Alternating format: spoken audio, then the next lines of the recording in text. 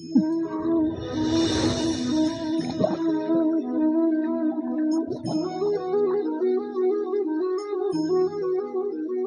జగత్తులో జన్మించే ప్రతి శిశువు ఎటువంటి గుణదోషాలు లేకుండా జన్మిస్తాడు.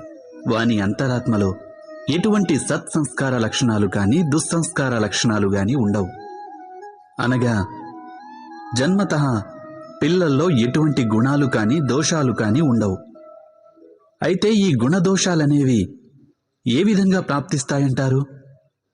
ఇది మనం ఎప్పుడైనా ఆలోచించామా? తమ తల్లిదండ్రుల నోట నిరంతరం వినే మాటల యొక్క ప్రభావమే వారి సంతానం యొక్క హృదయ సంస్కారాన్ని తీర్చిదిద్దుతుంది.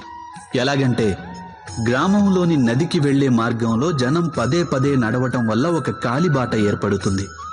అనగా అమ్మా నాన్నల మనసులోని కోరికలే వారి సంతానానికున్న సంస్కారంలోని దోషం లేదా గుణమై ప్రతిఫలిస్తాయి.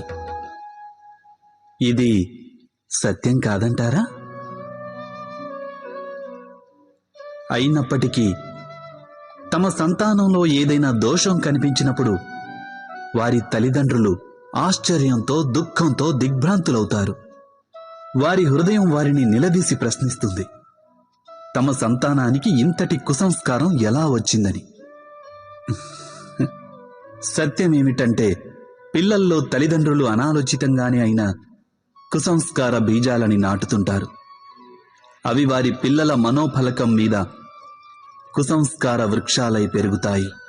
అనగా తమ సంతానం సంస్కారవంతులుగాను ధర్మబద్ధంగాను ఉండాలని ఆశించే ప్రతి తల్లి తండ్రి ముందుగా తమ మనసులోని కోరికలను నియంత్రించుకోవడం అనివార్యం కాదంటారా?